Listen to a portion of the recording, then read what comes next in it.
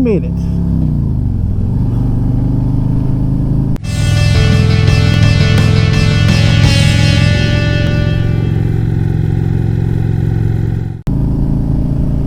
Hello YouTube, Raging Rat Rider here. I am in lovely Minnesota. I'm in Michigan, and I am officially on M119, the Tunnel of Trees. Never been on this road. This is actually a bucket list road for me.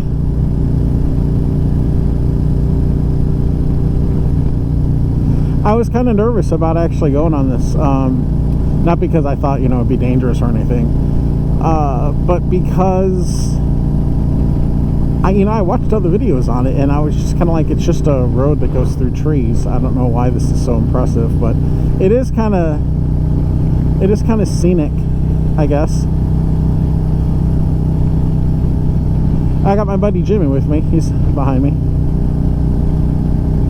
And as you can see, all of my warning lights are gone. So I had that alert because, the service engine tune light went on because of the what the dealer thinks is that I must have left the battery tender on when I started my bike again, and it detected like an irregular voltage, but it actually had cleared out the code by the time I got to the dealership.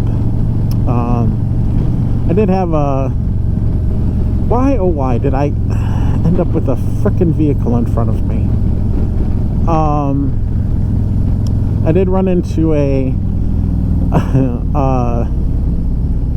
dealer doesn't know what they're talking about issue with the tire pressure monitoring system.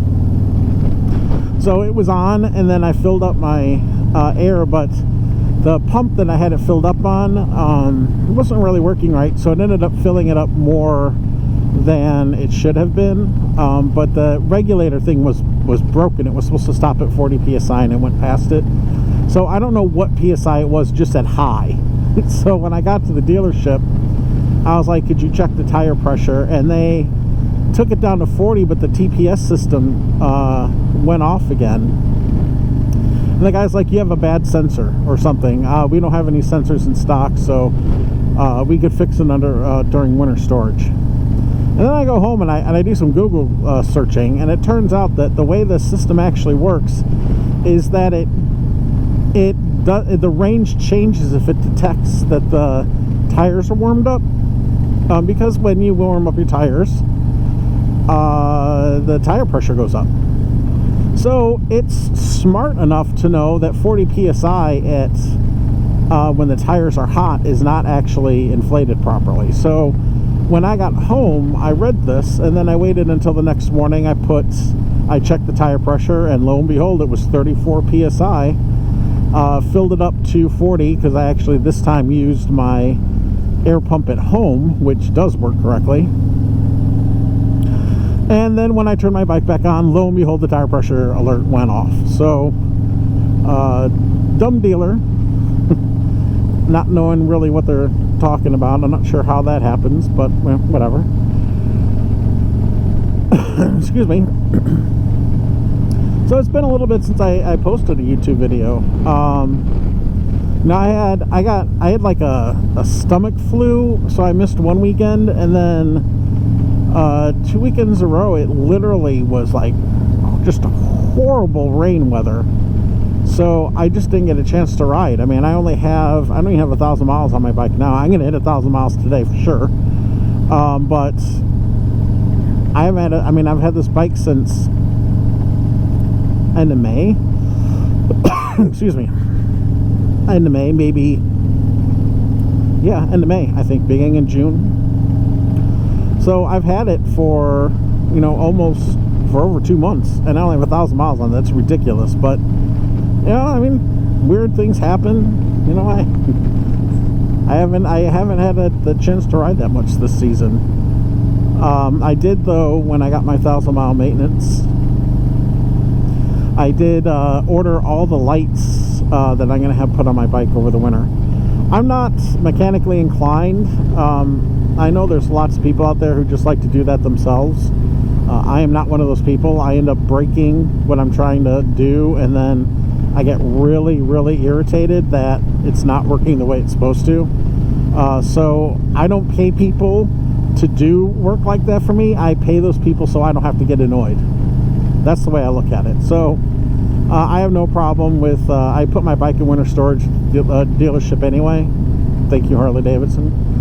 And I'm just going to have them do that over the winter, and the winter storage will be free because I spent a lot of money on lights, a lot more than I really thought I was going to spend. But what I'm going to do is I'll do a walk around of this bike before I put it in winter storage, and then when I take it out, I'll shoot the other half of that video,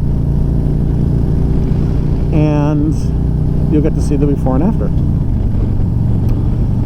So this is the road trip that we were going to take this year. It actually has been a lot. Michigan's a much prettier state, at least the upper half, or the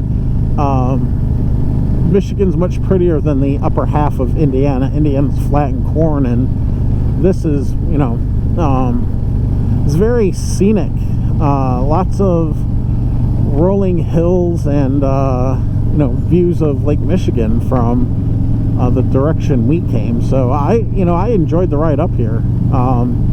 But the ride to 119 was also very, very nice. Lots of, it reminded me of views of like the Pacific Coast Highway, because for those who've never seen Lake Michigan or any of the Great Lakes, they are really inland seas. You cannot see to the other side of them. It looks like you're at the ocean.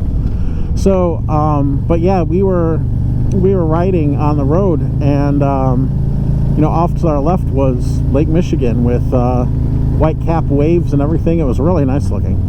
The weather kind of turned a little south. There's a lot of darkened clouds, though it doesn't actually say it. The weather doesn't say it's actually going to rain, but who knows?